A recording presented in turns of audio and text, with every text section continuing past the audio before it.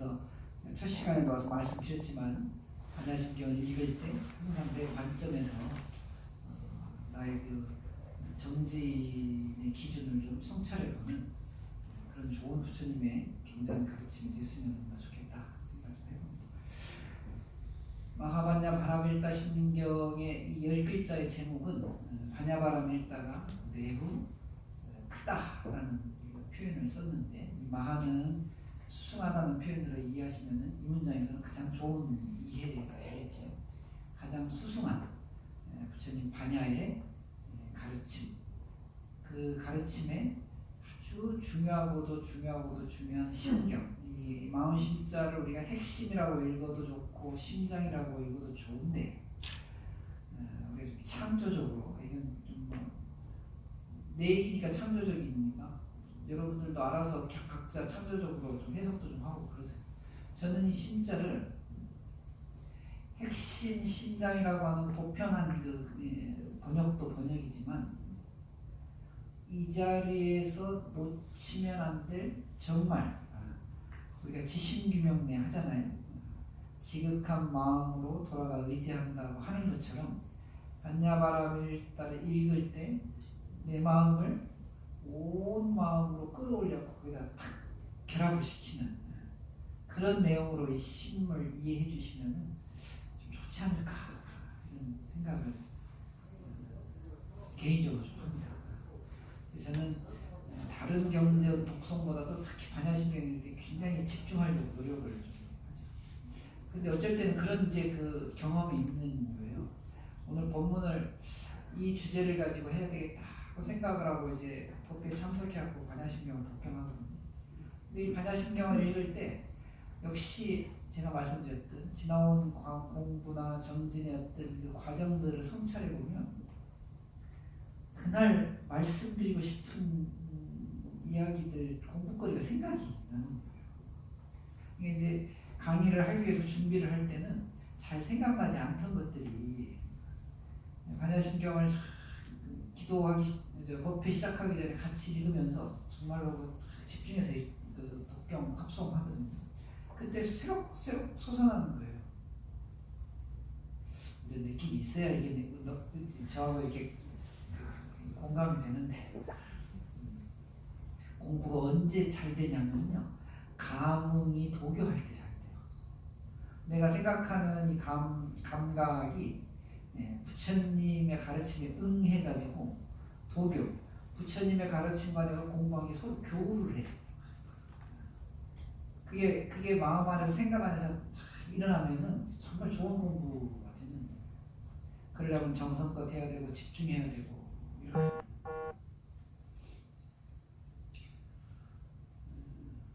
송광사의 그 큰 스님이셨던 송광사가 이제 지금 이렇게 송광사로 제대로 자리 잡은 저 광주 순천 송광사 얘기하는 겁니다.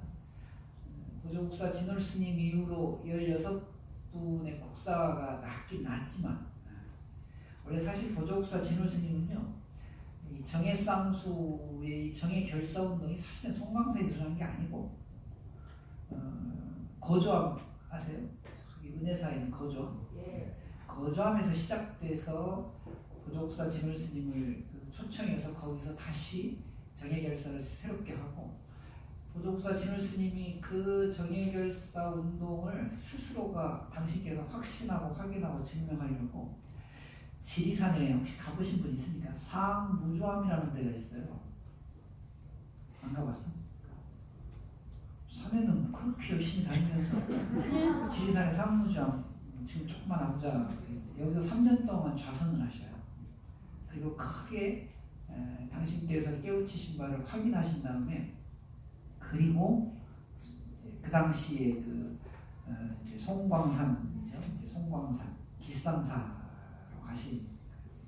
그래서 그 길상사에서 새롭게 정해결사 도량을 꾸리고, 나중에 이제 이름을 조계산, 그다음에 송광사라고 하는 길상사라고 하는 이름을 받아서 쭉 내려오다 송광사로 이제 바뀌었는데, 이 보조국사 진월 스님이 재밌는 것은 여러분 사자를 쓸 때 기상사가 참 송광사는 수선사를 거기다 만드시거든요. 정의결사운동의 도량 수선사. 근데 이 수선사를 만들 때 사자가 절사자가 아니에요. 그리고 결사운동 할 때 그거 보시면 사자가요 절사자를 쓰지 않고 회사할 때 사자를 써요. 회사할 때. 그러니까 수선사라고 하는 절 이름을 절사자를 쓰지 않고 회사할 때 그 사자를 써요. 모일사자. 그러면서 노동해야 된다. 일해야 된다. 그 다음에 수행해야 된다. 그래서 이 절사자를 그 전에 절사자를 안 쓰고 그 회사사자를 썼단 말이죠. 굉장히 의미가 있는데 그러다가 고려에 막 그 귀족 불교가 타락하고 이러다가 뭐 태고 보국사가 한번 다시 일으켜보려고 했는데 또 어떻게 잘 안 되고 신돈이라는 분한테 막 밀려가지고 잘 안 되고 이러다가 조선시대 때 막 엉망이 되고 이러다가 근세에 이제 송광사가 좀 다시 일어나는데 효봉 스님이라고 하는 그 송광사 초대 방장을 하셨던 효봉 스님께서 금강산에서 정진하시다가 송광사로 오시면서 들어오시면서 뭐라고 했냐면요. 보조 국사의 전통이 송광사를 통해서 다시 살아날 때 한국 불교가 다시 제대로 자리매김할 수 있다 하시면서 우리나라에는 정만 있고 해가 없다 이렇게 말씀하셨어요. 정만 있고 해가 없다. 정은 무성한데 해가 없다는 거예요. 한국 불교의 큰 문제점이 정은 성성한데 해가 없는 것이다. 이 얘기는 무슨 말이냐면 정해결사의 정은 선정, 참선, 해는 반야, 지혜를 의미해요. 그러니까 누구나 앉아서 수행하고 기도하고 한다면서 참선들은 다 하는데 그 안에 부처님 지혜가 담겨있지 않다는 거예요. 모양으로만 그냥 좌선하고 앉아서 그냥 아무 생각 없이 막 있고 이걸 조금 바꿔서 얘기하면 참선이 됐든 기도가 됐든 똑같습니다. 우리 기도할 때 기도의 그 안에 채워야 되는 부처님의 가르침은 어디론가 없어지고 그냥 소원만 남아있어. 내가 언제 혹시 큰 영향력을 갖는 스님이 되면 그럴 가능성이 거의 없지만 그게 되면 이 초에 써져 있는 저 소원성취 저거부터 지우고 싶은데 오히려 거기다가 헌공 이런 말들 사실은 좀 써야 되는데 헌신하고 헌공한다는 의미가 참 불자의 그 자세 이거 언젠가부터 그러니까 기도하는 정성이나 기도하는 그런 노력들이 그 안을 채워야 되는 이 지혜가 빠져버리는 거예요. 이 지혜가 빠져버리니까 기도도 공허해지고 딱 잘못하면 기도가 어떻게 됩니까? 기복이 되어버리는 기도 행위 자체가 절대 나쁘지 않고 정말 기도는 중요한 거죠. 근데 그 안에 들어있어야 될 내용들이 있어요. 간절함, 정성, 부처님의 가르침, 지혜 이런 것들이 기도 안에서 같이 녹아나야 기도할 때 여러분 소원성취 이러고 기도하지 않아요. 정구업지는 수리수리 마수리 수수리 사고 처수경 다 있죠. 부처님 말씀을 읽는 거거든요. 그럼 왜 읽을까요? 지혜를 충족시키기 위해서 그런 거예요. 그 지혜의 바탕에서 일어나는 소원, 나의 어떤 기대는 그 안에서 그냥 자연스럽게 소원으로 바뀌어져요. 발원되어지고. 정말로 좋은 기도가 되는 것이죠. 기도를 하고 나니까 편안해지고 담담해지고 나에게 주어진 것을 참 감사하게 되고 혹시 기대에 충족이 안 되면 조금 더 열심히 해야 되겠구나 하고 용기 내고 정말로 좋은 기도를 하고 났더니 잘 안 돼갖고 불편하고 기도를 하고 났더니 뭔가 좀 찜찜하고 기도의 경전을 읽고 지혜를 채우라고 했더니 스님이 연불 틀렸다는 이런 생각이 있었고 이 기도가 이제 제대로 되겠냐. 제가 효봉 큰 스님 말씀을 조금 빌리자면 한국 불교의 지금 문제는 공부에 지혜가 없는 거예요. 이것이 제대로 지금 갖추어지기만 하면 참 한국 불교가 그냥 확 바뀔 건데요. 불교신문 다 가셨습니까? 응? 신문 보는 게 중요한 게 아니라 가기 전에 한마디 할 건데 신문 안에 신문을 보면서 지혜로워져야 되는 것인데 그래서 여러분 제가 이 반야라고 하는 그 가르침을 심경으로 내가 지금 이 자리에서 지극한 마음을 맞춰서 이것을 이해하고 이것대로 살고자 하는 그런 마음가짐이 되어 있는지를 마하반야 바라밀다 신경이라는 말에서 찾았으면 좋겠습니다. 부처님 가르침 중에 가장 수승하다고 하는 이 반야의 지혜를 통찰하고 이루어내기 위한 여러분들의 마음 자세는 어떠하신지 모르겠습니다. 본문을 한번 들어가 보면 관자재 보살이 깊은 반야바라밀다를 행할 때 오온이 공한 것을 비추어 보고 온갖 고통에서 건너가. 이거 한번 같이 이제 강의 들으면서 좀 읽으면 좀 평상시랑 좀 다르니까 한 문장 끝날 때까지 한 문장씩만 읽어봅시다. 같이 읽어보겠습니다. 관자재 보살이 깊은 반야바라밀다를 행할 때 오온이 공한 것을 비추어 보고 온갖 고통에서 건너느니라. 관자재 보살은 반야심경의 주인공이신데요. 중국의 그 구역 신역이 7종의 번역본을 보니까 아이러니하게도 구역 쪽에는 관세음보살이라고 번역이 되어 있고 현장 스님의 신역은 관자재보살이라고 번역이 되어 있어요. 중국에 혹시 좀 자주 가신 분들 또 사찰 참배하신 분들 그런 걸 혹시 느끼시는지 모르겠지만 아주 오래된 중국 사찰은 부처님의 좌우 거처가 가섭과 안한존자입니다. 아주 오래된 사찰. 그러니까 중국 사찰의 역사를 놓고 봤을 때 초창기에 지어진 사찰들은 부처님을 항상 가섭과 안한존자가 모시고 있어요. 다니시다가 가섭안한존자가 가섭안한존자 금방 보이니까 스님 모습으로 그냥 부처님을 시위하고 있으니까 오래된 절이구나. 혹은 그렇게 조성을 하면 옛날의 전통을 이으려고 하는 거야. 그러다가 이 가섭과 안한이 어느 시기에 문수와 보현보살님으로 대체가 됩니다. 사실은 가장 중국적인 불교는 이 불교 문화를 공부하면서 이제 시대적 흐름을 좀 이해하면 좋은데 중국 사찰의 부처님의 협시가 문수와 보살로 변할 때가 가장 중국적인 불교가 됐어요.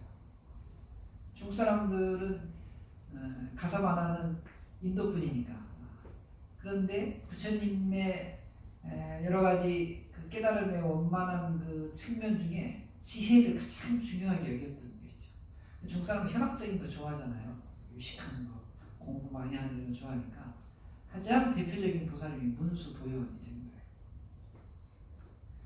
그러다가 불교가 조금 구세적인, 그러니까 중생을 구제하는 이런 구원의 종교의 성격이 강해질 때 관세음보살님하고 지장보살님이 등장을 해요. 이게 협시가 되죠. 사실 우리나라의 그 아주 오래된 절들, 이게 이제 중국은 인도에서 불교를 받아들였으니까 가섭안한이 문수보현에서 관음지장을 표현했어요. 우리나라 사찰은 대부분 가섭과 안한존자를 모신 절이 없어요. 왜? 우리 불교를 중국에서 받아들였기 때문에. 그럼 우리나라의 오래된 절들의 서가모니 부처님의 협시는 누가 되겠어요? 문수보현이 되는 거예요. 이게 불교 공부하시면서 부처님의 좌우 협시가 문수보현이 전통입니다. 그건 중국 전통이에요. 엄밀하게 얘기하면. 근데 제가 그걸 좀 아쉽게 생각하는데 우리 그 불교 공부하는 불교 문화 공부하는 책에 보면 문수보현을 마치 불교의 굉장히 정통적인 것을 얘기하는데 잘못됐어요. 정통으로 가려면 가섭안한존자를 모셔야지.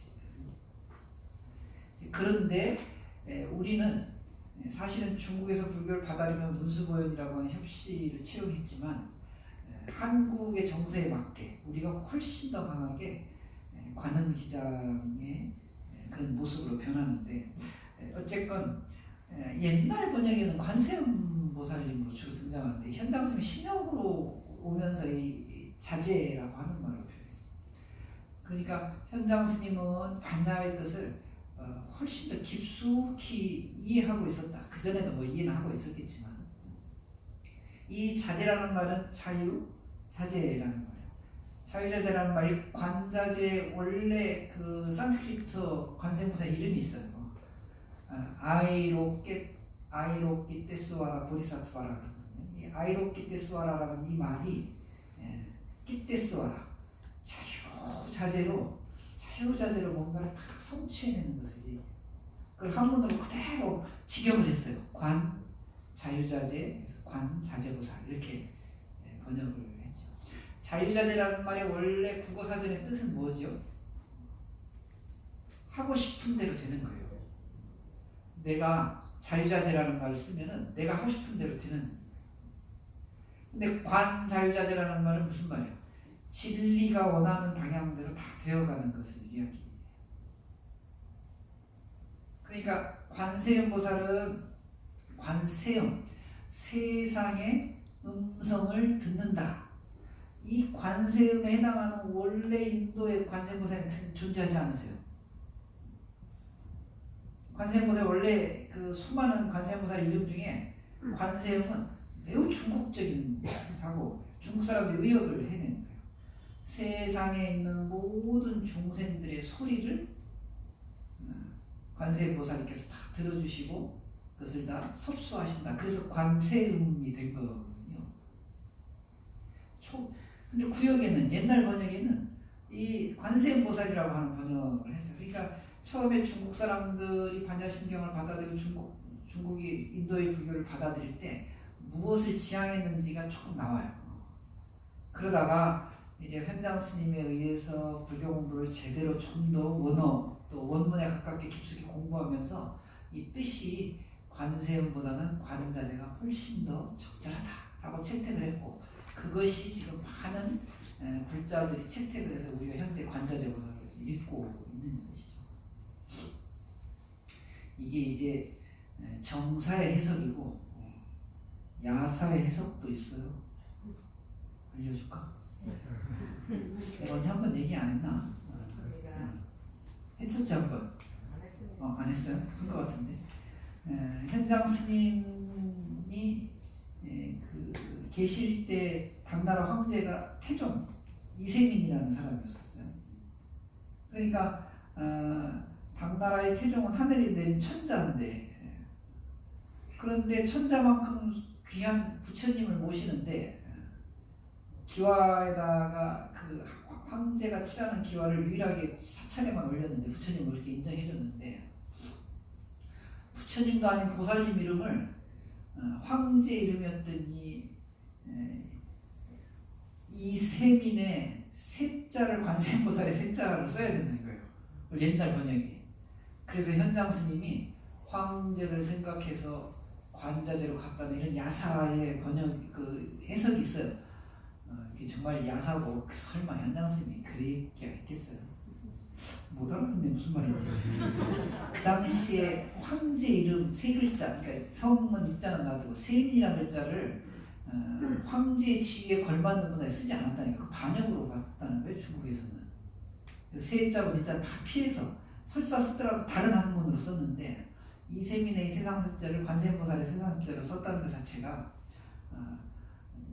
무엄하다고 느꼈던 것이죠. 그래서 현장 스님이 피하기 위해서 관자재로 썼다. 뭐 이런 이제 야사도 있긴 있는데 제가 보기에는 그런 것 같지는 않고 관세음은 구제라고 하는 측면에서 관세음. 그러면 관자재는 수행이라는 측면에서 관자재. 관점이 약간의 좀 차이가 있어요.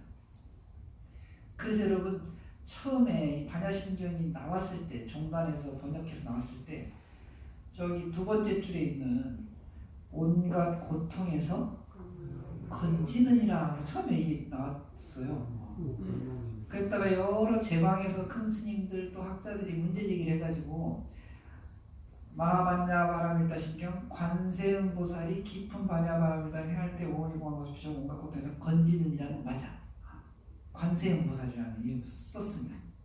그런데 관자재보살이라는 이름은 호응을 할 때 건지는이라가 아니라 건너는이라고 해야 맞다. 자력 수행의 관점에서. 그래서 뭐 몇 개월 동안의 논란 끝에 건너는이라고 바꿨어요. 이 한 글자 바꾸는 그냥 3개월 걸렸어요. 근데 좋은 지적이었죠. 사실은 예전 그 종단에서 나온 이 한글 반야신경본 이전에 대개 한글 반야신경이 다 건지는이라고 다 해석이 되어 있어요. 관세음보살에 의해서 중생들을 구제하는 이런 모습들로 되어 있죠. 그러니까 이 문장에서 관자재보살이 고통에서 건넜다는 게 매우 중요한 관점이고,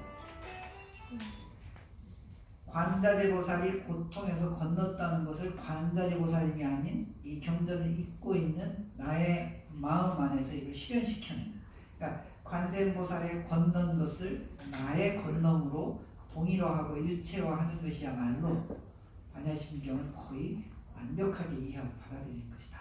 이렇게 봐야 되는 것이죠. 관자재보살이 깊은 반야바라밀다를 행할 때, 이 반야바라밀다는 그 수행의 요체이기 때문에, 불교 수행의 어떤 가장 중요한 부분이기 때문에 우리가 평상시의 마음을 가지고는 이 경지를 가기가 굉장히 어려워요. 그래서 여기다 심자, 아주 깊다는 의미의 심자를 써서 정말 반야바라밀다를 잘 이해하고 그 수행으로 들어갈 때 하는 말을 지금 심자라고 하는 깊은이라는 말로 번역했습니다. 반야바라밀다가 깊다는 게 아니라 우리의 평소의 사고, 생각, 행위로는 반야바라밀다를 따라가기 어렵기 때문에 심기일전, 서원을 세우고 반야바라밀다를 행해야 된다. 그런 의미에서 심이라고 하는 글자가 반영됐다. 이렇게 좀 아시면 좋겠어요. 오온이 공한 것을 비추어 보고, 오온은 여러분 뭐 잘 아시겠지만 색수상행식이라고 하는 사실은 우리 인간 존재 또 생명 존재의 기본적인 존재 방식을 표현해내는 거예요. 오는 육군이나 이런 것과 조금 다릅니다. 왜냐하면 육군은 개별적인 존재 그 모습 그 자체를 그냥 서술해 놓고 이해해 놓은 것인데, 오는 이것들의 육군의 어떤 현상이죠. 작용현상이에요. 작용현상. 그러니까 우리를 그림으로 그릴 때 그냥 초상화를 놓고 보면 육군이 맞지만 우리의 삶은 오온이 훨씬 더 적절한 말이 되죠.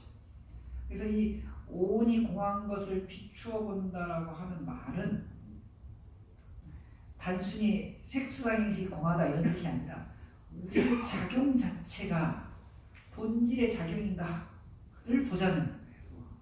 진리의 작용인가, 그 나의 행위, 말, 생각의 생존의 이런 작용들이 정말로 생존의 원초적인 기반을 가지고 작용하느냐, 진리로 작용하느냐. 깊은 반야바라밀다를 행하지 않으면 오온은 생존 방식으로 계속해서 작동할 거예요. 그런데 깊은 반야바라밀다를 수행하면서 보니까 이 오온의 생존 방식이 잘못됐구나, 그것이 아니구나라고 하는 걸 알아요. 그래서 오온이 공하다라는 표현을 쓴 것이죠. 그것으로 비추어 와서 이 오온에서 발생되어지는 모든 고통들, 괴로움들을 모두 건넜다, 이런 표현을 썼어요. 오온은 한문으로 5가지 사이로자를 쓰는데, 이 원래 인도의 원문의 이 오는 스칸드라, 이 스칸드라라는 말은요, 괴로움이 경험이 되어지고 나면 이 괴로움이다 이런 게 아니라 이 괴로움이 경험되어지고 나면 또다시 이 괴로움이 경험되어지고 작동해갖고 또 다른 괴로움을 갖고 와요. 그러니까 삶이 한 해 한 해가 갈수록 어떻게 돼요? 괴로움이 한 번 발생하고 딱 끝나는 게 아니라 계속해서 쌓여가는 거예요. 이 오온이라고 하는 말을 정말 이 중국 분이 번역을 너무너무 잘하는 거예요. 5가지가 쌓여간다. 오온이 쌓여있다는 게 아니라 우리가 살면서 아니비설신이가 작동을 하고 오온의 작용으로 작용이 되는데, 이 작용에서 발생되어지는 잘못된 이 괴로움들이 우리 삶 자체에 너무나 많이 쌓여있다는 거예요. 그런데 이게 이제 흔히 우리가 이제 뭐 신앙적으로 얘기하면 좀 나중 얘기지만, 신앙적으로 업장이라고 해요. 업장. 이 업장을 제거하는 것은 쌓여있는 것을 없애는 방법은 하나하나 쌓였던 것을 되돌아보면서 없앨 수도 있지만 그 시간이 너무 많이 걸려요. 이러면 그렇게 했다가 죽을 때까지 업장 소멸하기는 어려워. 저 학생회장님 오셨는가 보네. 1080배 한다고 업장 소멸될 것 같으면 아무것도 안 하고 그것만 하지. 1080배, 3000배 업장 소멸이 중요한 계기가 되는 것이니까 발심하자는 그런 신앙 행위이지 3000배를 한다고 해서 업장이 소멸되는 게 아니에요. 업장 소멸은 어떻게 해? 이 오온의 괴로움이 잘못된 것에 의해서 쌓였기 때문에 이 잘못된 것을 제대로 보면 잘못된 것이 쌓이니까 잘못된 게 잘못된 거예요. 그럼 그 앞에 쌓였던 게 온전히 순식간에 일시에 제거되고 소멸되는 거예요. 업장 소멸 그렇게 해야 돼.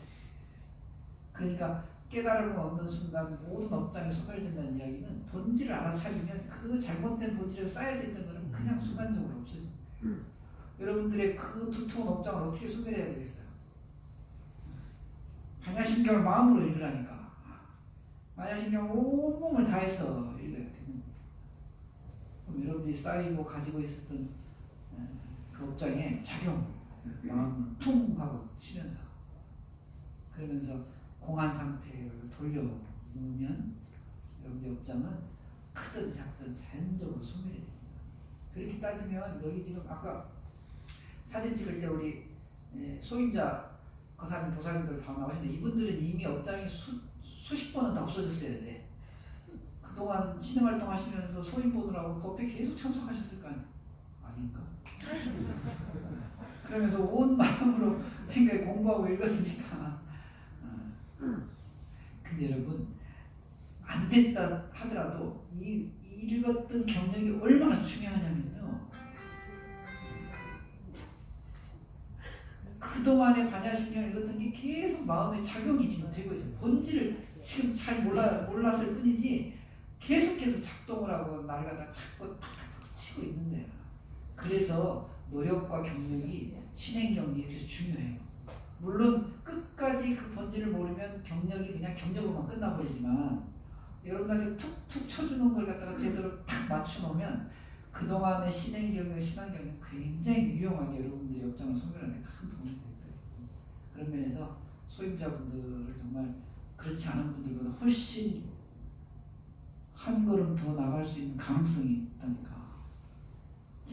무슨 말인지 정말 그렇지는 않겠습니다. 그래서 관자재 보살께서 깊은 반야바라밀다를 행할 때 오온이 공한 것을 비추어 보고 온갖 고통에서 건너느니라. 관세음보살님이 증명해 주셨던 오온의 공함과 고통을 제거함을 제가 이 자리에서 반야바라밀다를 새기면서 저 역시 공한 것을 비추어 보고 저의 삶을 온갖 고통에서 건너가겠습니다. 이 정도 부분은 후창을 해야 되네요. 마음에서. 알았습니까? 네. 그 다음에 세 번째 봅시다. 사리자여 색이 공과 다르지 않고 같이 읽어볼게요. 사리자여 색이 공과 다르지 않고 공이 색과 다르지 않으며 색이도 공이요 공이도 색이니 수상의 기식으로 그러하느니라. 사리자는 부처님의 제자 중에 지혜제일 사리자인데 이게 지혜경제니까 이제 사리자가 대표로 나왔겠지만 사리자는 관세음보살님과 상대하는, 그러니까 관세음보살님이 불보살님의 입장이라면 사리자는 중생의 입장으로 보시면 무방하겠다. 그래서 나의 입장에서 지금 관세음보살님의 반야바라밀다의 완성경지를 지금 본문으로 가르침으로 우리가 지금 듣고 있는 것이죠. 저희들에게 본문을 내려주시는 거예요. 색이 공과 다르지 않고 색, 불이 공, 공이 색과 다르지 않으며 공, 불이 색, 색이 곧 공이요 색, 즉시 공, 공이 곧 색이니 공, 즉시 색.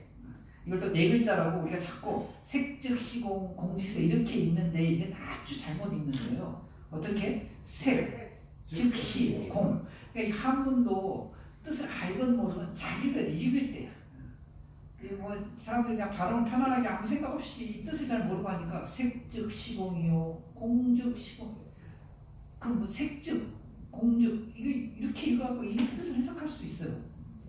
여러분들은 꼭 한 번 읽을 때는 뭐라고? 색, 즉시, 공, 공, 즉시 색. 앞에는 색, 불이, 공, 공, 불이, 색 이렇게 읽으셔야 되는 거예요. 공이 색과 다르지, 색이 공과 다르지 않고 공이 색과 다르지 않으며 색이 곧 공이요 공이 곧 색이니 후형구로 수, 상, 행, 식도 그러하니라. 앞에 오온이 공한 것을 비추어 본다고 할 때 그 비추는 것을 실제적으로 하시는 거예요. 색이 공과 다르지 않고 수상행식도 마찬가지다. 여기서 불이 다르지 않다라는 것은 다르지 않다라고 하는 것은 색하고 공, 그러니까 색이 먼저 나왔기 때문에 색은 흔히 우리가 우리의 형상, 육신을 기반으로 한 우리의 형상을 얘기하는 거예요. 그럼 우리의 몸에서 반야의 본질인 공을 봐야 된다는 말은 무슨 말이죠? 우리 몸이 어떻게 생성됐는지를 알아야 되는, 이렇게 해석하다 오늘 이제 번역도 못해 그냥 간단하게 할 테니까 색이 공이라고 하는 건 색이 어떻게 만들어졌는지 아는 거예요. 색이 어떻게 만들어졌어요? 치수, 화풍이 어떻게? 인연에 의해서 생겼다가 인연에 의해서 멸해진다고 하는 걸 깊이 인식하는 거예요. 육신은 인연이 되면 만들어지고 인연이 다 되면 흩어지는 거예요. 다시 말하면 나에게 오는 즐거움은 인연이 되어서 즐겁고 인연이 다 되면 즐거움이 떠나갈 것이고 나에게 오는 괴로움의 인연이 되어서 나에게 오고 괴로움이 없어질 때는 괴로움의 인연이 다 되어서 괴로움이 떠나가는 너무도 간단하고 명료한 사실을 우리의 삶의 하나하나 순간순간에 적용을 시키는 거죠. 색은 공과 다르지 않다. 그러니 정말 좋은 일이 생겼을 때 기뻐하지 말아요. 기뻐하세요. 그런데 이 좋은 일이 정말 자기만 혼자 잘해서 잘 된 거냐? 볼 줄 알아야지 이게 어떻게 생겼는지, 이 즐거움이 어떻게 생긴 건지. 괴로움을 받으면 세상 그냥 혼자 다 괴로운 줄 알고 있는데 괴로움이 어떻게 생겼는지 봐야 되지. 즐거움은 주변 사람들에게 어떻게 나누고 괴로움은 어떻게 해요? 주변 사람들에게 또 나눠주세요. 그분들을 괴롭게 하라는 게 아니라 괴로움을 함께 나눠가지고 괴로움을 약화시킬 필요가 있는 것이죠. 그게 이 색불이공이에요. 나에게 오는 색이라고 하는 것을 기반으로 해서 오는 수상행식, 이것이 인연 따라 생기고 인연 따라 없어진다고 하는 것을 명창하게 이해하는 것이죠. 그러니까 불이라고 하는 것은 똑같다라는 의미가 아니라, 똑같다는 의미는 즉시라는 의미가 훨씬 더 나니까, 똑같다라는 의미가 아니라 깊이 관찰하고 통찰해가지고 제대로 나의 욕심과 현상과 상황을 이해하는 거예요. 정견이라고 볼 수 있어요. 색불이공은 정견이라고 볼 수 있어요. 힌트 하나 줄게. 혹시 나중에 여러분들은 뭐 이제 시험 볼 일 없죠? 신도 시험 보는 것도 아니고 시험 볼 일 없잖아. 참 아쉽네. 혹시 어떤 시험에 불교에서 말하는 정견이란 무엇입니까? 하는 문제가 나오면 거기다 네 글자로 써놓는 거야. 색, 불이공. 거의 99점 답이에요. 멋있는 답이지. 정견은 나의 견해를 바로 세우고 네 견해가 바르냐? 이게 따지기 시작하면 큰일 나는 거니까.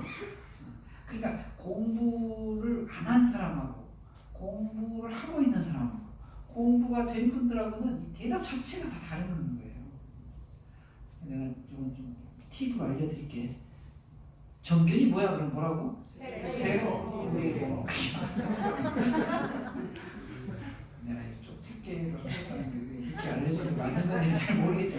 그래도 좋은 거는 좀 나눠야 되니까 그렇게 자꾸 공부들 스스로 하시라고 하세요. 당연히 거꾸로 공불이색이죠. 공 역시도 공이라고 하는 것을 알게 된 것은 색의 모습을 제대로 봤기 때문에 공을 이해하는 것이니까 공, 불이색이 되는 것이죠. 그런데 더 중요한 건 이 뒤에 나오는 문장. 색이 곧 공이에요. 공이 곧 색이다. 이게 색 즉시 공, 공 즉시 색. 이게 훨씬 더 중요해요. 즉시라고 하는 개념은 즉시 즉시는 이게 무슨 의미냐면요. 즉시는 색불이공은 알았어. 끄떡끄떡. 색즉시공은 뭐죠? 체험해버린 거야. 색불이공은 설명을 들으니까 알겠어. 그런데 머릿속에서만 맴맴 돌면 어떻게 해요? 실제로 살면서 그 아는 것이 체험이 돼. 그 체험의 상태를 즉시라고 본 거예요. 그러니까 관자재보살이 온이 공한 것을 조견, 비추어 보면서 온갖 고통에서 걷는 그 결과는 이해, 불이공과 즉시공이 한꺼번에 일어나는 거예요. 알겠습니까? 네. 빨리빨리 넘어갑시다. 시간 없으니까. 수상형식 나머지 색 플러스 4원이니까 색은 몸에 관련된, 수상형식은 마음과 생각에 관련된 거예요. 온갖 번뇌와 망상이 나에게서 일어나는데 이 수상행식이 공하다고 하는 것을 알아차리는 거죠. 여러분 이런 훈련과 그 공부가 잘 되면요, 물건 하나하나가 다 진리로 인식되어져요. 그리고 이 색은 공해. 그러나 이 색은 의미가 있는 세계적인 형태를 따지고 있거든. 그런데 내 생각이 공하기 때문에 이게 좋아 보여도 네 자리로 가서 네 역할을 해라 라고 가볍게 내려놓을 수 있어요. 이 공부가 잘 안 되면 주인이 누구 건지 모르겠네. 내가 강의하다가 이게 좋아 보여 그래서 슬쩍 하지 않는 수가 있어. 이건 저는 도둑질이 아니라 이건 집착에서 나오는 것이죠. 소유에 대한 욕구가 자꾸 생겨나는 거예요. 이거 없어졌다고 또 내가 가져왔다고 해서 말고 물건 하나하나에 대한, 다시 말하면 사건 하나하나 생각 하나하나가 이 번뇌 망상에 공한 것으로 인식이 되어지는 거예요. 열심히 하되 끝날 때는 공한 상태로 돌려놓는다고 해요. 최선을 다하고 그 최선에 대한 결과를 공한 상태로 딱 돌려놓자는 것이, 그게 진리적 삶이에요. 서양의 어떤 에릭 프롬인가 이 소유냐 존재냐 이상한 소리야. 그 철학적 경지는 굉장하지만 불교적 그 종교적 진리의 관점에서 보면 소유냐 존재냐의 문제가 아니라 소유가 존재가 되는 그 변화의 속성을 알아내는 거예요. 변화. 소유한 것이 존재로서 가치가 된 그 변화. 그러니까 소유가 존재를 전제하는 그 나의 기대심리가 충족되는 그 변화의 것을 알아차리는 게 이 불교에 아주 위대함이 있어요. 에릭 프롬의 소유냐 존재라 이게 유명한 철학서인데 여기서도 그런 내용을 기술하고도 있지만 우리는 그걸 직관적으로 해버린다니까. 이걸 설명해가지고. 그러니까 불교 부처님 가르침이 굉장히 위대한 거예요, 사실은. 2600년 전에 직관을 벌써 얘기해 놓으셨는데 에릭 프롬 18세기, 19세기 나오면 그때서야 이런 얘기하고 그런다. 또 뭔 말인지 몰라서 넘어가시고. 그래서 우리의 삶에서 일어나는 망상들, 생각들 하나하나, 그것을 기반으로 하는 우리의 행위 하나하나, 이런 것들이 색불이공, 공불이색, 색즉시공, 공즉시색이라는 걸 통해서 공하다고 하는 반야의 완성의 삶의 체험을 자꾸 하면서 이것을 인식해 나가고 이해해 나가는 거예요. 그러다 보면 우리 삶 자체가 갈등과 다툼이 현저하게 줄어드는 건 말에 못하겠습니까? 아셨죠? 네. 그 다음 문장 한번 또 읽어보겠습니다. 사리자여 모든 법은 공하여 나지도 멸하지도 않으며 더럽지도 깨끗하지도 않으며 늘지도 줄지도 않느니라. 이 모든 법은 공하다 이 말도 한문으로는 시, 제법, 공상이에요. 다시 한번 더 읽어요. 바로 한번 시, 제법, 공상. 시제 법공상이 아니고 시, 제법, 공상. 그러니까 이 제법, 모든 일체의 법은, 이 법은 진리가 아니라 현상을 의미하는데 이 일체의 모든 현상들은 공상, 공상이 본질이라는 것이죠. 공의 모습이 본질이라는 거예요. 우리가 지금 하고 있는 여러 가지 행위들이 앞에서 얘기했지만 오온이 공한 것을 비추어 보고 실제로 색과 공이 다르지 않은 것을 인식했어요. 그러니까 이 인식한 것의 확장 버전은 뭐예요? 우리의 행위 자체, 세상에 있는 모든 행위 자체가 어떻게 공상의 모습으로 존재하고 있구나. 이 공상의 모습을 여기서는요 6가지로 표현해놨어요.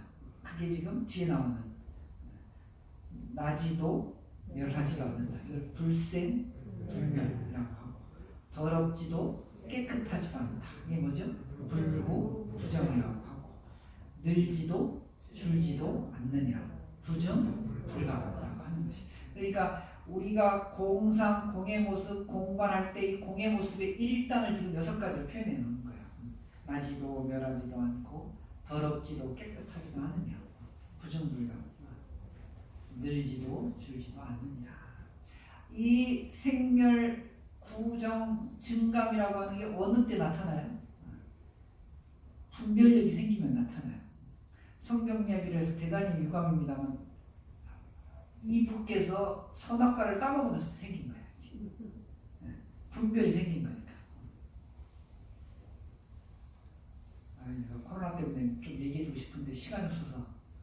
이게 원래 이제 코로나 봤을 때 신천지 얘기할 때 그 신천지 그 이단이 어떻게 다음에 얘기합시다. 다음에 또 한번 불러주시면 그때 이게 좀 길어.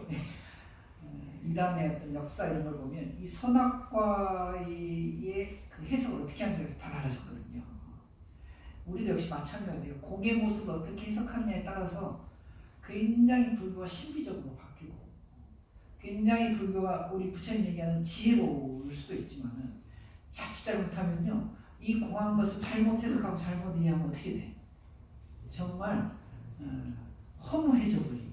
지금 우리 불교의 그 어떤 전체적인 그 공부의 흐름 중에 3가지 흐름. 허망하다는 관점 하나, 제대로 공부하는 관점 하나, 또는 이게 이제 뭐 그냥 자기 마음대로 편안하게 해석하는 거예요. 이래도 좋고 저래도 좋고 저런 들었다 하리 이런 들었다 하리 왜 이렇게 돼버린 거예요.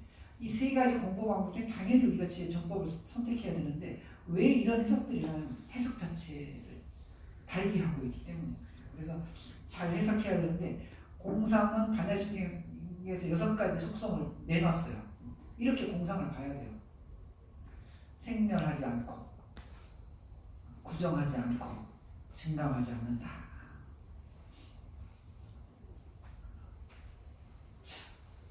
어떤 분들은 자기 집 화장실 아니면 남의 집 화장실 가서 잘 못 쓰는 분들이 있대요. 더러울까봐. 그분들이 남의 집 화장실 가서 쓰게 하는 방법이 있어. 술을 이만큼 먹여놓고 취하면 우리 집 화장실인지 여러분 이 분별심이 정신이 혼미해지니까 없어지는 거예요. 그럼 정신 또렷한 분별심 생겨나니까 정신 또렷한 건 좋은 것 같고 술 먹고 나서 분별 못한 건 나쁜 것 같죠. 도대체 뭐가 옳고 그른 건지 잘 모르겠어요. 그러니까 시각적인 어떤 느낌의 분별력이 아니라 기본적으로 공상의 훈련과 공상의 이해가 되면, 제가 좀 적절한 비유는 아닌데 화장실 비유가 적절한 비유는 아닌데 본질을 제대로 이해하는 것이죠. 불생불멸, 불구부정, 부조불감이 우주와 마음의 원칙과 마음의 현상이라고 하는 것이 공상의 모습으로, 이것이 불생불멸, 불구부정, 부조불감으로 있다. 나지도 멸하지도 않고 더럽지도 깨끗하지도 않고 늘지도 줄지도 않느니라. 그 다음 문장 빨리 한번 또 읽어봅시다. 그러므로 공 가운데는 색이요 수상이 지도 없으며 아니 설실이도 없고 색서면 민족도 없으며 눈의 경계도 의식의 경계까지도 없고 무명도 무명이 다음까지도 없으며 늙고 죽음도 늙고 죽음이 다음까지도 없고 고집멸도도 없으며 죄에서 없는도 없느니라.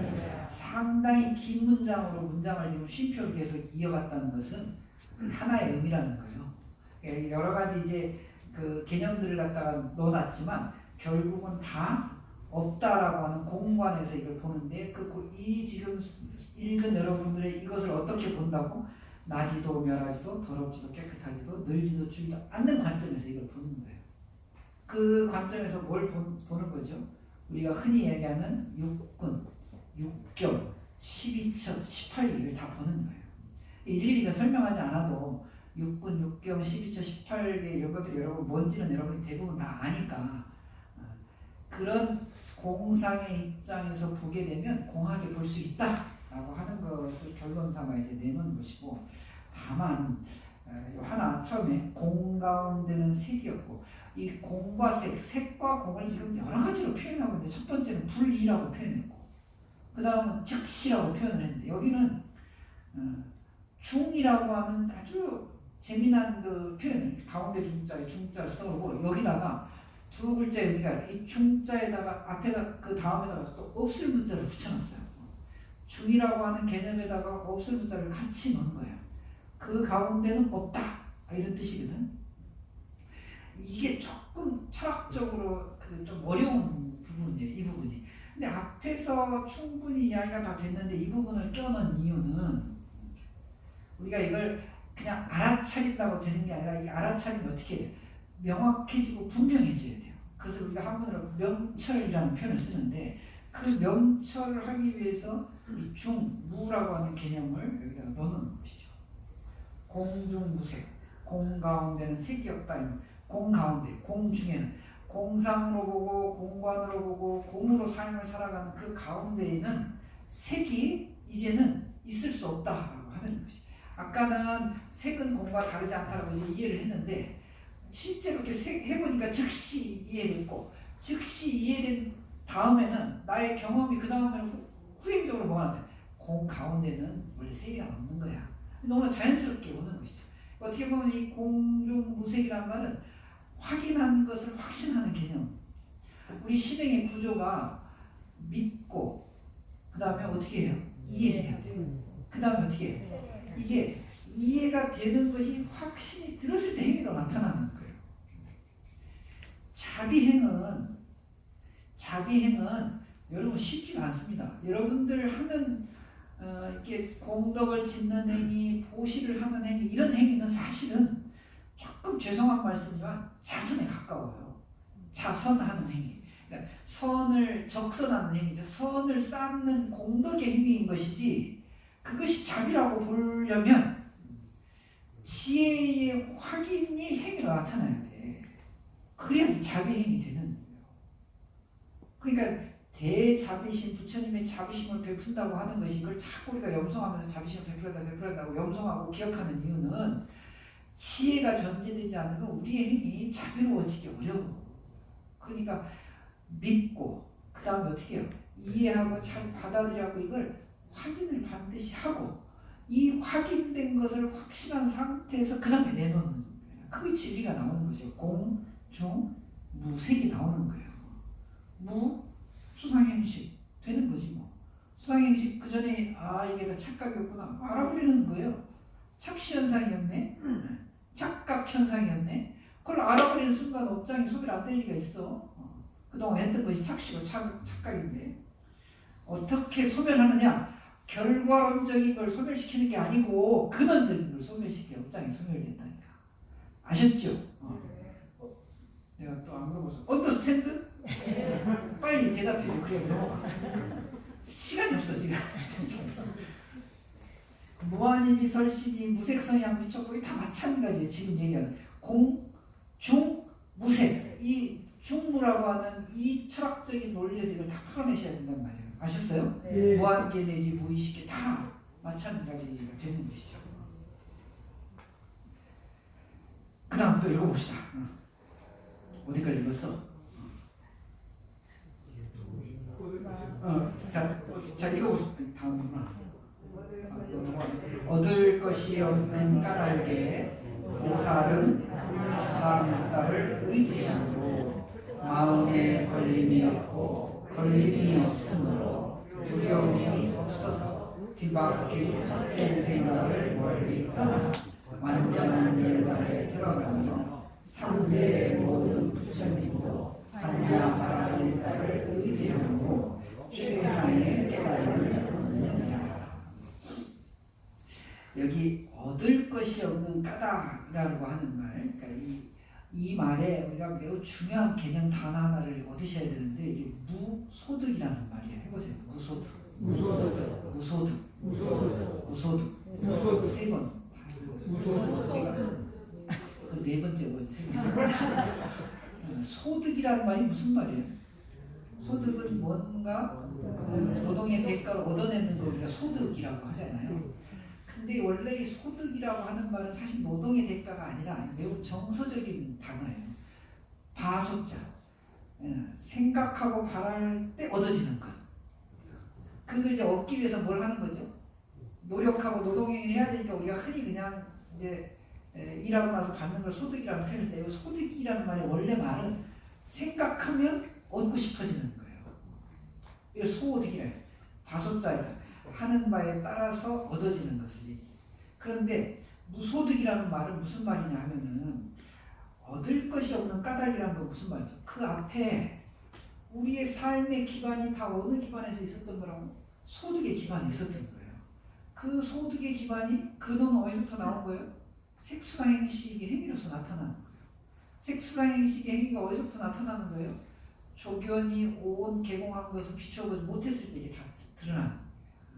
그러니까 이 얻을 것이 없는 까닭이라고 하는 것은 지금까지 우리가 믿고 관세음보살의 말씀을 믿고 그것을 실제로 내가 이해하고 그걸 실제로 확인했더니 이제 우리에게 그동안의 삶의 행위에서 업장이 되고 업보가 됐던 그 근본, 탐진치라고 해도 좋고 소득심이라고 해도 좋고 욕심이라고 해도 좋은데 이 얻고자 하고 가지려고 했던 이 욕구가 가만히 보니까 공간에서는 굳이 얻어내는 것이 중요하지 않다라고 하는 걸 이제 알아차린 거예요. 그러니까 얻을 것이 없는 그런 공상의 그 이유로 인해서 그 까닭으로 인해서 이런 말이죠. 보살은 반야바라밀다를 의지함으로 얻을 것이 없는 그 이치를 알아버렸어요. 공의 도리예요. 공상을 보는 도리. 깨달음을 얻는 것이죠. 그러니까 여러분 이 무소득이라고 하는 게 저는 무소유라고 하는 개념보다 저는 훨씬 중요한 불교적 개념이라고 봐요. 근데 우리가 언제부터 이 무소유라는 말을 많이 쓰잖아요. 여러분들 법정 스님의 무소유 글을 하도 좋은 글을 많이 읽으셔가지고 욕심을 버리면 무소유 그런데 사실 무소유는 여러분 생각에서 멈추는 거예요. 소유하고 싶다. 이 소득은 행위까지도 포함하는 거예요. 또 뭔 말인지 잘 모르겠어요. 정말 우리가 본질적으로 소유에 관한 문제를 해결하려면은 소유라는 개념보다 소득이라는 개념을 훨씬 더 잘 알아야 된다니까. 왜냐? 소유는 생각만으로 소유가 돼요. 소득은 생각한 것을 구현해내야 소득이 되는 거니까. 그래서 여기 무소유 까닭이 이렇게 쓰지 않고 무소득이라고 하면 정말 중요하고 중요한 우리가 공부해야 될 개념이 여기 나오는 거예요. 소득, 무소득 이런 개념. 무소득의 이치를 터득한 분이 누구예요? 보살, 관세음보살, 관자재보살.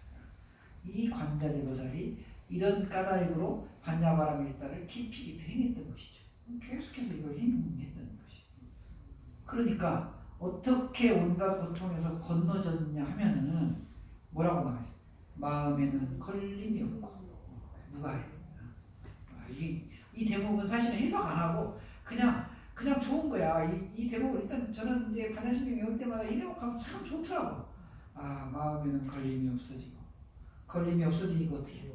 공포심이 없어지고 두려움이 없어지는 것이죠. 두려움이 없어지니까 어떻게 돼요?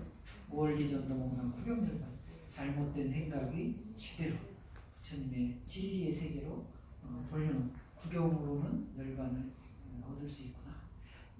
이 대목이 결과를 중시하는 우리 중생 입장에서는 너무너무나 좋은 대목이에요. 여러분 한번 따라해보세요. 신무가해 무가해고 무유공포 원리전도몽상 구경열반 그런 무소득의 까닭으로 걸림이 없어지고 두려움이 없어지니 나의 그동안의 잘못된 삶이 제대로 된 삶으로 궁극적으로 바뀌어가는구나. 좋다. 반야심이 끝나기도 전에 좋아. 이거 보면 좋은 것도 이게 강제해야 되는 나의 참 나는 좋은데 여러분들도 좋은지 모르겠어요. 좋아? 네. 감사합니다. 그래서 그다음 빨리 넘어갑시다. 또 어디야? 3세의 모든 부처님도 반야 바라밀다를 의지하고 최상의 깨달음을 관자재보살님이 보여주신 그 가르침의 경지, 그 깨달음의 경지, 그 무소득의 경지는 3세 제불이라고 해서 다르지 않은 것이죠. 모든 부처님이 역시 이와 같은 반야바라밀다의 행을 의지한 그 까닭으로, 그 공부한 까닭으로 뭘 결국엔 얻게 돼요? 득! 안욕따라 삼맥삼보리. 이 안욕따라 삼맥삼보리가 뭐라고 흔히 우리가 표현하죠? 부처님께서 얻으신 깨달음의 경지를 안욕따라 삼맥삼보리라고. 그 부처님이 깨달은 그 경지를 흔히 열반이라고 하는데, 이 열반을 얻는 단계가 앞에 다 나와 있고 상태를 얘기해 줬으니까, 그런 까닭으로, 그런 이유로, 그렇기 때문에 모든 부처님들도 결국은 반야바라밀다의 완성으로 깨달음을, 최상의 깨달음을 성취한 것 아니냐라고 얘기하는 것이죠. 지혜, 공상, 공관을 이해하는 것.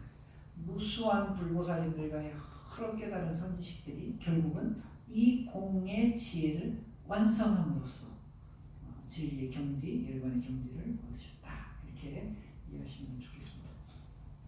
반야바라밀다는 같이 합시다. 가장 신비하고 밝은 주문이며 위없는 주문이며 무엇과도 견줄 수 없는 주문이니 온갖 괴로움을 없애고 진실하여 허망하지 않음을 알지니라. 이렇게 얘기했어요. 이제 결론이 이제 다다른 거죠. 반야바라밀다는 여기 신비하고 밝은 주입니다. 신비주, 밝은 주, 위 없는 주, 무엇과 견줄 수 없는 주. 한문으로 하면 신비주, 신주. 신주는 무슨 의미예요? 신주는 신이라고 하는 개념은 여러분 인간이 할 수 없는 개념을 우리가 정서적으로 신이라고 하는 개념을, 신은 위대한 개념이에요. 가장 위대한 주문이다 이런 뜻으로 보시면 좋겠어요. 여기 그 다음에 밝은 주문, 시대 명주에서 명주는 명주 왜 밝아진 거예요? 지혜가 들어왔어요. 당연히 밝아지는 지혜의 주문이니까. 이 위없는 주문, 위 없는 주문을 무상, 주 이렇게 표현했어요. 최고의 수행법이라는 거예요. 최고의 수행법. 견줄 수 없는 주문이에요. 무등등주라 등등주. 무등등이라는 말 여러분 아시죠? 무등등. 몇 번 얘기해줬는데 광주 광역시에 있는 산 무슨 산? 무등산. 이 무등산 원래 무등등산이에요. 원래 무등산은 그래서 무슨 말? 완벽한 부처님의 진리가 펼쳐진 세계. 차별, 온갖 차별과 시비가 아예 없는 등등이야. 등등. 1등, 2등, 3등 이게 아니라 등등이에요. 특등 뭐 이런 게 아니라 그냥 등등이야. 1등, 2등 이런 등수가 있는 게 아니라 그냥 평등하고도 달라. 평등은 이렇게 있는 걸 이렇게 보자는 게 평등이고, 이것도 좀 잘 알아야 돼. 평등이란 말은 여러분 차별이 있는데 차별하지 않는 걸 평등이라고 하는데, 무등등은 애초부터 차별을 인정하지 않는 거예요. 알았어요? 네. 가끔 내가 강의하다가 좀 흥분하고 이러면 예쁘게 봐주세요. 제가 강조하고 싶어서 그래서 어쨌건 위대한 주문이고 지혜의 주문이고 최고의 주문이고 어디에도 비길 데 없는 완벽한 주문, 반야바라밀다 주를 이제 이야기한다. 온갖 괴로움을 없애는 거예요. 능, 제, 일체고, 능, 제, 능, 제, 일체고, 일체의 괴로움을 능히 제거해버리는 것이죠. 모든 괴로움을 착착착착 진실하여 허망하지 않은 걸 알지니라. 진실하여 허망하지 않은 걸 알지니라는 빛이란 얘기예요. 믿습니까? 네. 그럴 때 믿습니다라고 하라고 내가 몇 번 얘기해줘도 네, 안 돼. 믿습니까? 믿습니다. 그것이야말로 진실하여 허망하지 않는. 그래서 반야바라밀다의 주문은 방편이 아니에요. 이것은 진실주의야. 방편은 우리가 살아가면서 여러 가지 쓸 수 있지만 여기 진실하여 허망하지 않다는 건 진실 불어라는 거예요. 이 진실은 허망함을 허락하지 않아요. 방편 이런 걸 허락하지 않아요. 본질에 가깝다는 뜻이지. 여러분 보세요. 맨 앞에 관자재 보살이 일체의 고통을 건너는 곳으로 반야신경이 시작해요. 맨 마지막에 어떻게 돼요? 일체의 고통이 다 제거됐어. 반야신경은 이 하나, 이 270자 하나의 경전으로 거의 완벽한 경전인 거예요. 지혜와 우리의 자비를 완벽하게 여기다가 펼쳐놓은 경전이에요. 관세음보살님이 그걸 실제로 하시고 당신께서 깨달음 얻으신 걸 우리에게 밝혀주셨는데 우리가 그 공부함과 공상을 수행하고 공부하고 보니까 진실부로 한 가르침 완전히 깨달음을 얻었다. 마지막 해보세요. 아제아제 세번 파라스나제 모지사와 아제아제 파라제 파라스나제 모지사와 아제아제 파라제 파라스나제 모지사와. 정말 이 대목은 제가 이제 나중에 반야신경 가이드 예전에 한 30회 정도 어디서 한 적이 있었는데 이 강의 한 3시간 아니 3주에 걸쳐서 야제아제 파라제 파라스나제 모지사와를 아주 다양하게 해석할 수 있어요. 우리가 흔히 그냥 의미로 따지면 제가 원어 말씀드린 카테, 파라, 상카테, 보디스파하라는 말인데 이 말은 가자 저 피안의 세계로 우리가 어서 가서 완전하게 도착했다라는 이런 뜻인데 이것이 법화경의 관점, 화엄경의 관점, 금강의 관점, 선열이 다 다르게 해석할 수 있어요. 이제 다 차치해 놓고 내가 그래도 설리문장이잖아. 현재 입장에서 조금 좀 부연 설명을 하면 여러분 가세 당연히 부처님 열반의 세계로 가는데 약간 선적으로 조금 좀 틀어보겠습니다. 여러분 어디로 가고 계십니까? 이거 알아야 돼. 내가 지금 어디로 가고 있는가? 부처님의 진리로 제대로 가고 있는가? 혹은 공부하고 기도하고 수행하면서 혹은 번뇌망상에 끄달려고 혹은 그쪽으로 가고 있지 않은가? 어디로 가고 있는가? 어디로 가고 실제로 여러분의 성찰을 통해서 이 대목을 해석해내셔야 된다. 이건 완전히 여러분들의 몫이에요. 반야신경은 다 달라. 아제아제 바라스나리에서 내가 지금 가고 있나 어디로 가고 있나 어디로 가야 할 것인가 나는 누구인가 지금 내가 분명한 나를 갖다가 인지하고 지금 가고 있는가 떠밀려 가고 있는 건 아닌가 이런 것들이 여기서 해석이 되어요. 그러면서 바라스나지 온전히 가야 된다. 완전하게 가야 된다. 완벽한 방향으로 가야 된다. 완성 모지 사바 내가 정말로 잘 갔음을 믿어야 되겠고 그 방향으로 정말 가야 되겠다고 하는 자기 결심을 점검을 통해서 이걸 이루어내셔야 되겠다. 알았습니까? 네. 설명을 다 하고 싶은데 좀 간단하게 좀 하겠습니다. 저는 이 대목을 예전에 공부하면서 항상 이렇게 정진하면서 그렇게 느껴요. 이제 내 얘기야. 이런 건 흘려들어. 나는 그런 생각이 들더라. 태어나서 내가 과거에서 왔지.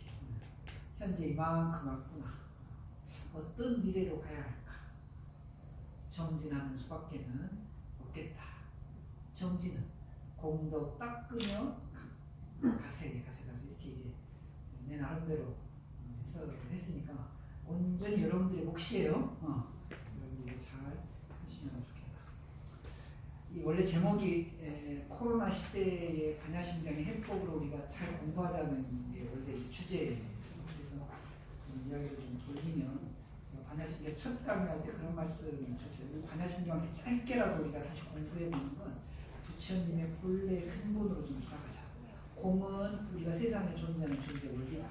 반야는 그 공의 원리를 실천적으로 완성하는 것이다. 결국 이 코로나라고 하는 정말 모든 인류, 모든 생명이 큰 괴로움을 건너는 유일한 방법은 코로나가 역시 그냥 온 것이 아닙니다. 정말 인연으로 우리들에게 다가온 것이니까 어떻게 실천적으로 우리가 이것을 이겨내야 되고 벗어내야 될까 이런 것들을 여러분들이 다시 한번 종교의 의미, 수행의 의미, 공부의 의미를 좀 생각해 보면서 잘 좀 이해하셨으면 좋겠습니다. 자칫 잘못하면 맹목적으로 코로나 물러가게 해주세요 이런다고 듣는 것이 아니고 종교를 잘못 믿으면 맹목적이 돼버리니까 그런 것이 아니라 어떤 행위를 통해서 이 어려움을 극복할 것인지를 반야심경의 일체 고액을 건너는 방법으로 여러분들 잘 찾아보시기 바랍니다. 그 해답은 아자아자 말하자 말하자마자 모두 사과하였어요. 아셨죠? 네. 마치겠습니다.